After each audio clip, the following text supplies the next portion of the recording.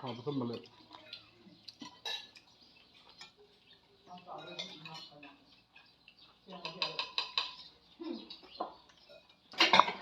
ลาบหมูพี่น้องเลยมาเลยเนี่ยนี่ก็ต้มห่านพี่น้อง โอ๊ยผมจะเนี่ยมาอีก ต้มห่าน มันไม่มีคนบัวมันลงง่ายคนบัว รสชาติพี่น้องเลย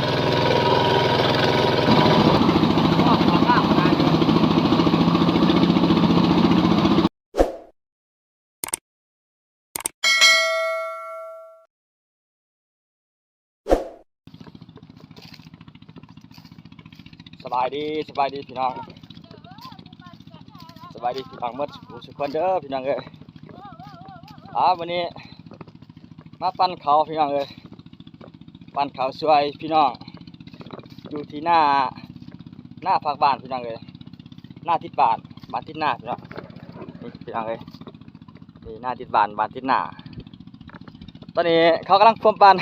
มาเอาประทานเขาสุกถ่ายที่สุกเขาปั้นเขาช่วยพอจะได้ โอ้มาประทานเขาพี่น้องเลย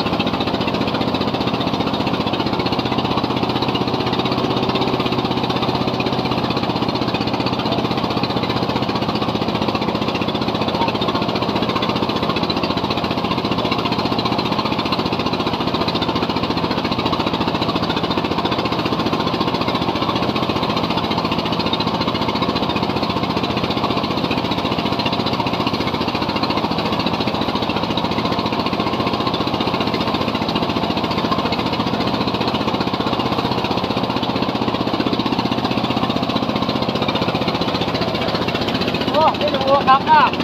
โอ้ขยันกล้อง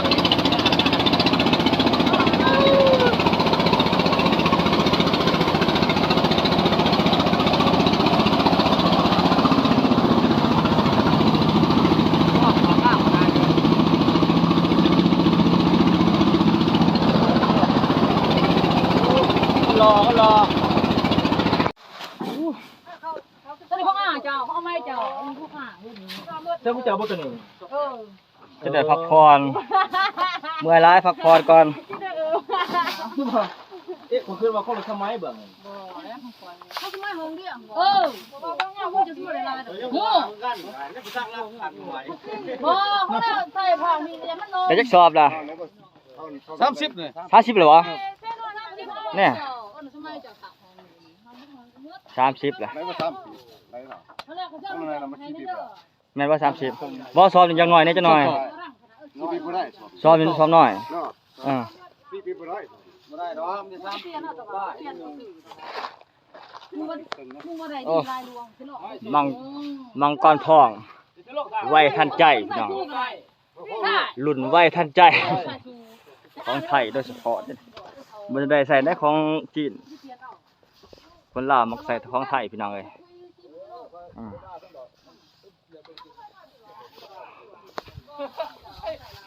เกียร์รอตัวนี้อันนี้ก็อาที่เก่าแห้งหาพี่น้องเอ้ยเรียกว่าแห้งพอสมควรแต่เด้อแก่รถอันน่ะปันเขาทั้งนักได้นี่จักปันเขา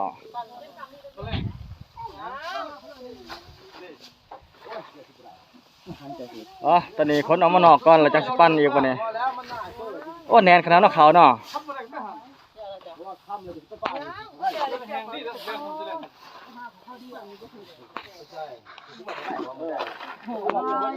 ดอน โอ้ลงมาตีใช่ผู้บ่าวเจ้าฮะ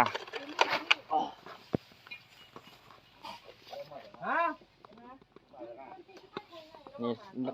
นักเลงได้เนี่ยนักเลงยาสูบนักเลงตัวตึงได้เนี่ย ตัวตึงบ่ทง นักเลงหัวทงได้เนี่ย แม่คือขนาด มาเบียมีงานกินแหละมาใต้สแต็กฮะ ย่าเลยนะตอนนั้นเอเขารอได้น่ะ ที่ฮูรับฮู้ไหวหมด ก่อนเก้าขนาดนี่เด้ไปได้สิเอาผู้บ่าวมานำใส่สว่าผู้บ่าวฮะ อันนี้น่ะ บ่ยินบ่ใช่ผู้บ่าวจ้ะ นะ คือบ่เอามานำ ตาบ่บ่นาเรื่อง เดี๋ยว30ไปสอบมาพี่น้องกินข้าวมามาทุกคนกินข้าวลุงโอ้คนรอนี่อาหารบ้านหน้านี่มีแต่เนี่ยแซ่บๆเลยโอ้มุกปลาแดกกับอะไรอมกบอมเชี่ยวจะเบิ่งหวยเป็นสิเว้นบ่ลงไปนี่กินขนาดเด้อนะจะอ่านนะ เอาหัวหน้าเพิ่นไปทิพย์กันหน่อย กินขนาดนี้ น่าจะได้60บาทละ เอาคือผู้ เพิ่น ก็ต้องไปแดกบ่ฮะ คอยทาง โอ้โหเพิ่นบ่ตายกินดอกยาใช่หั่นยามีแต่ทาทะย่อเด้อ ยืนเชื่อเด้อ ยืดเชยทาทะย่อนี่อ่ะ บ่เห็นเพื่อนที่คนได้เห็นต่างนี่นี่บ่อยากอยู่อันเราก็ใช่บ่ได้ถึง12โมงฮอด4โมงครับยืนโทรศัพท์ขนาดลิ้นโทรศัพท์แล้วกินล่ะครับบ่บ่ยอดครับ แก้มเขาบ่ทันจ้ะแก้มเขาบ่ทันจ้ะ เพิ่นอะไรหาจังว่าคำบักใหญ่โอ้ยเหยียบโอ้ยปวดอ้อยที่หน้านี่เบิ่งโอ้จะหยาดก่อย อดตาก่อนนะ แรกนะ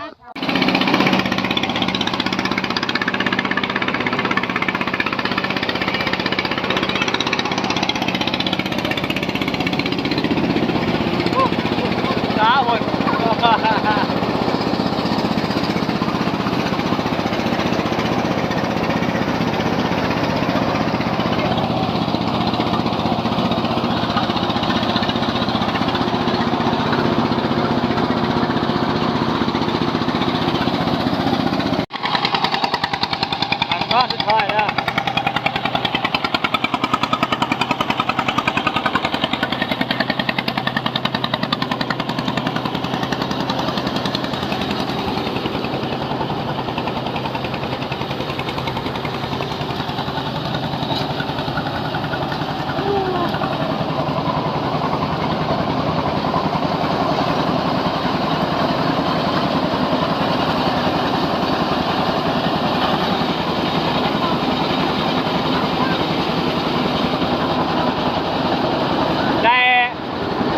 อยู่21สอบ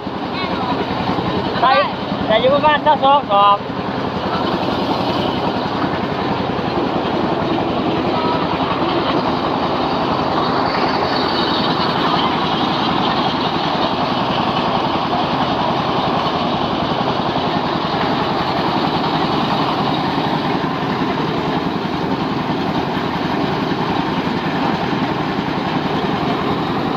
น้ำเช้าเพิ่น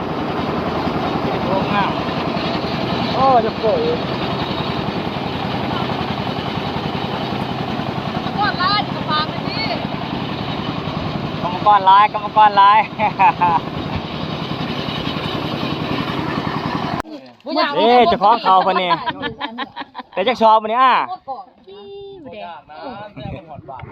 หอดมันกินอยู่บ้าน ได้ ย่างคารถไทย 78สอบทั้งหมด78 79สอบทั้งหมด หวานไทยแล้วเว้ยนี่เขาอาจ มื้อนี้เพิ่นได้หลายกว่าผู้ปีมื้อนี้ ไอ้บุไปหาซอปะเตี๋ย 78สอบพี่น้องเอ้ย ที่แล้วไว้กว่านี้ นี่เจะคล้าของเขาเพิ่นนี่ หอดนั่นดอกหาซอข้าง ร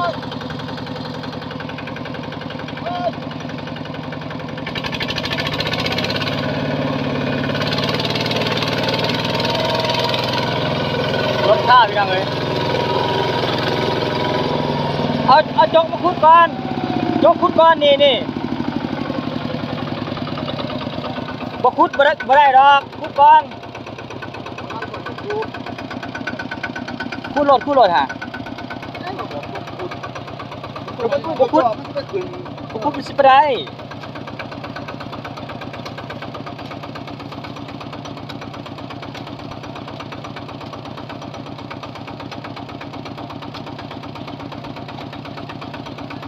ร้องเป็นห้องเหรอนะ เดี๋ยวรถออกจากร้านปั่นแล้วก็สิไปร้านใหม่พี่น้องเอ้ย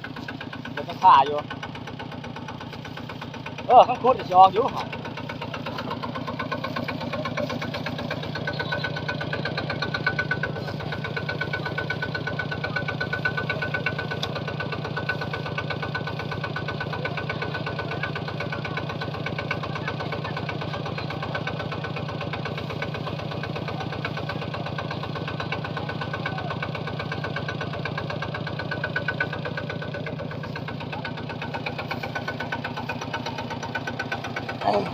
เข้ามา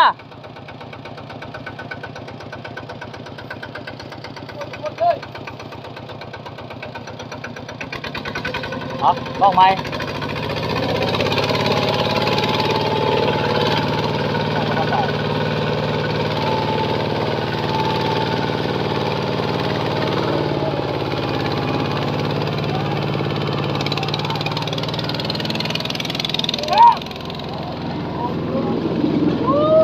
แน่เห็นบอกคอยมาช่วยแล้วมาไป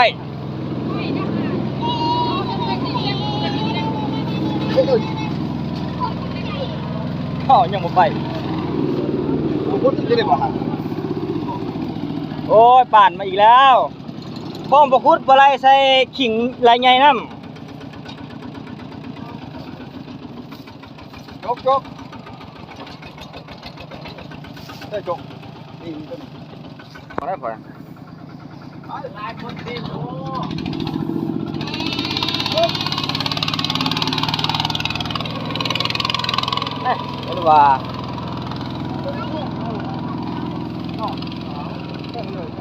แห้งกับปยูดอกข้าวเหนียวมัน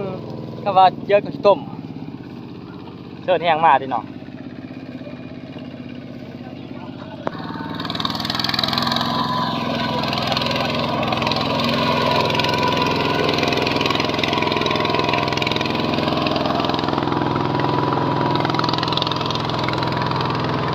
เรียบร้อยไปสบายแล้วมาเนี่ย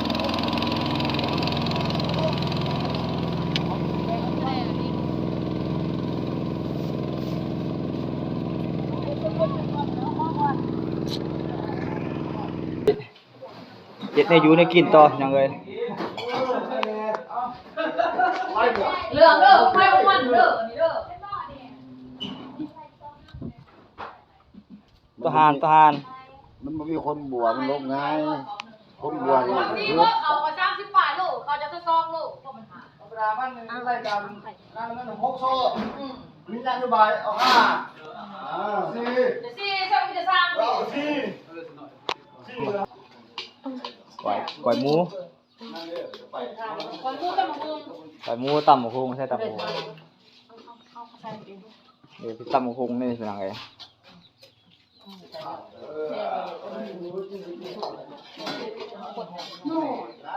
ต้มชานะ ต้มมัน ต้มมัน เรียกอ่างมัน นี่ต้มมันตัวนี้ต้ม มันจะย่างมะพร้าวก็แม่น้อย ต้มเป็ด ต้มห่านบ่ติ ต้มห่าน กินนะคะรู้เอาก็ไม่แม่ก็บอกแล้วนี่ต้องเผ็ดซอยขานี่ละคนมีขาครับ จะเราจะพ่นต่ำใส่นั่นใช่นะคุณสิกินเนาะสมองมันโยก เนี่ยจะน้อยมากินเบียร์พี่น้องเลยค่อยอะไร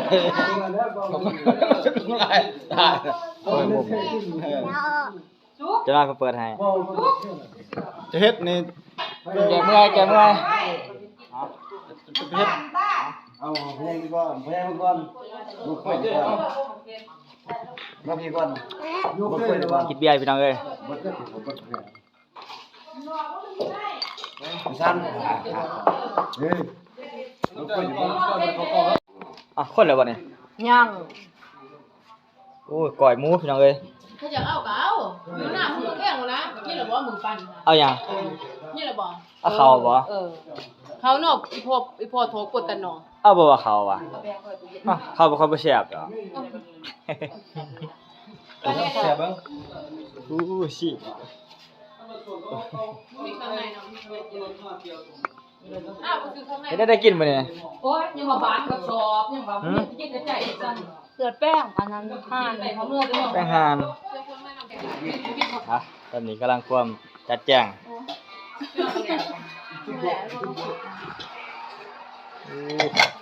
ผู้สาวนี่เด้อ แต่เขาถามว่า สาวเอื้อยสาวน้อง อย่านะอย่ามือชิมข้อมือหนึ่ง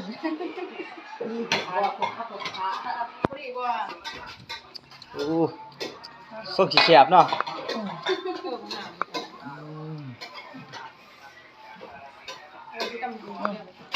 นี่เป็น ลาบหมูพี่น้องเอ้ย มาเลยเบ้นี่ก็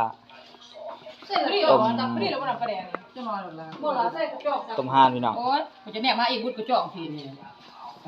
ตอนนี้เพิ่นกำลังขัวเช็ดเดือดแป้ง ป้าล่ะกูจะตักเองเหรอ แป้งห่าน ยังบอกว่าผมกบของเขา แจกเบียร์ได้นี่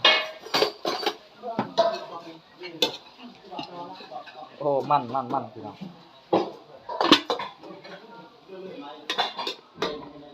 โอ้แซ่บบ่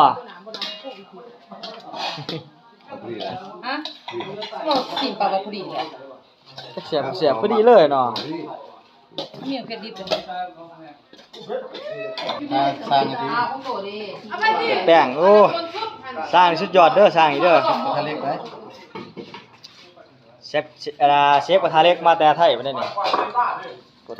เชฟของ ไข่ แท้ บ้านสวรรค์ สวรรค์บ่ ยิงจัดก็ โอ้เมียครัวนี่ บอกเส้นน้ำตาล น้ำลายแตกเลย อู้สุดยอดเลย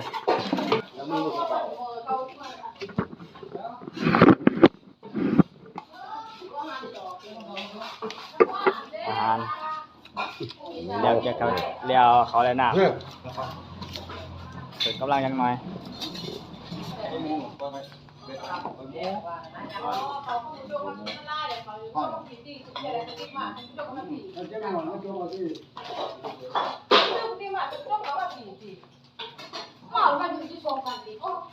เขาก็เป็นอะไร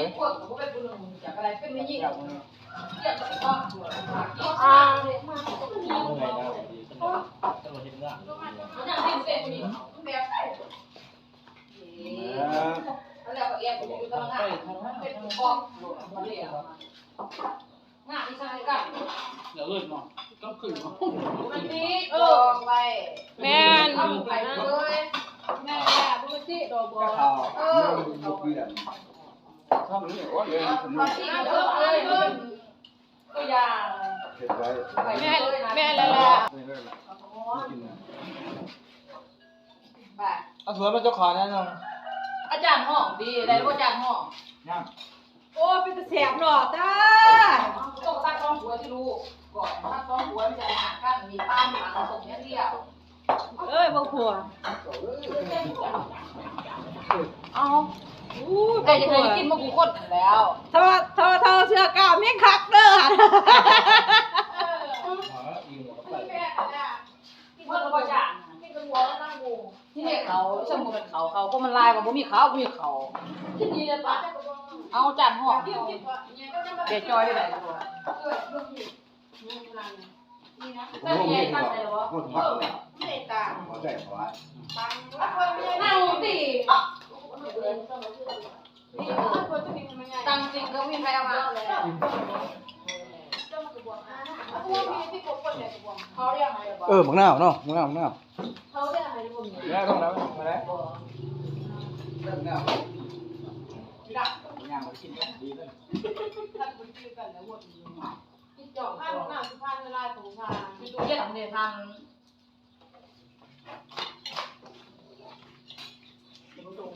ไม่รอเราจะมาหาเพราะอะไรเดี๋ยวมันมีก่อนไม่ได้ก่อน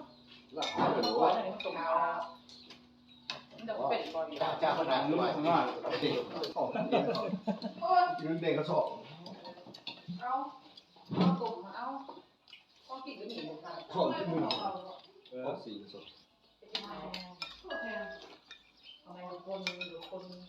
นแถวจับ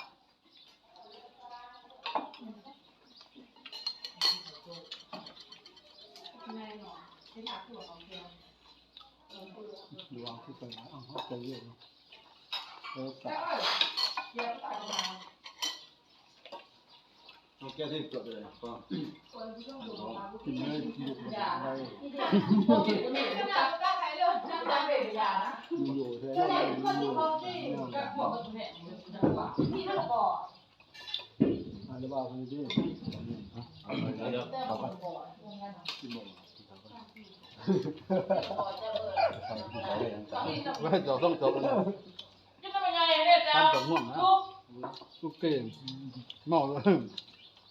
ได้จบง่วงลื่นหลังมือได้จบง่วงขอบคุณมาเลย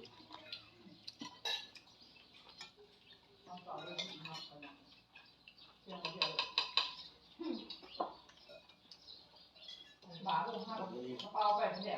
บ่อยเนี่ยก็มีไหมข้าวมือเลยข้าวคนนะข้าวคนก็หน่วยเลยเรื่องของรถต้องรู้กันหน่อยเลยเรื่องแรกก็ได้เนี่ยแค่ตรงนี้ผ่านที่ไม่ใช่ผ่านเลยถ้ามีคนถามก็ยังมีคนถามเลยเนี่ยพวกเนี่ยคนเขาคนทำการคนรักคนก่อนอ่ะโมก็โมมาทำดีเหลือไม่ถูกคือจะต้องบางส่วนในนายหายอย่างที่ผ่านหน้าคนแป้ง พรุ่ง มา นี้ลูกค้าหน่อย ต้องใหม่ก็ไม่ได้รู้กัน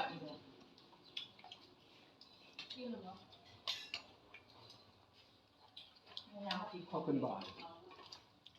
น้องปีใช้แหงบุกเขากาดใช้เวลาขึ้น ห่านเลยจะเดือดอ่ะห่าน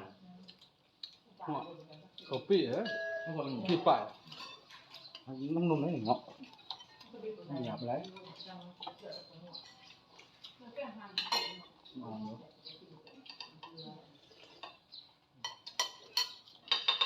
การมือพอหลัง แต่งใกล้เป็นยาข้าว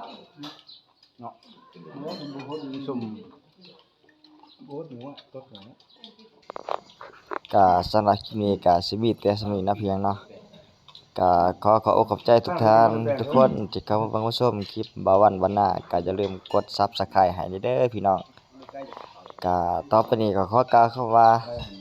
สบายดีพี่น้องขอให้พี่น้องอยู่ดีมีแรงเด้อหมดทุกคนสบายดี เป็น แบบสุกเล็กแบบโยนอ่ะ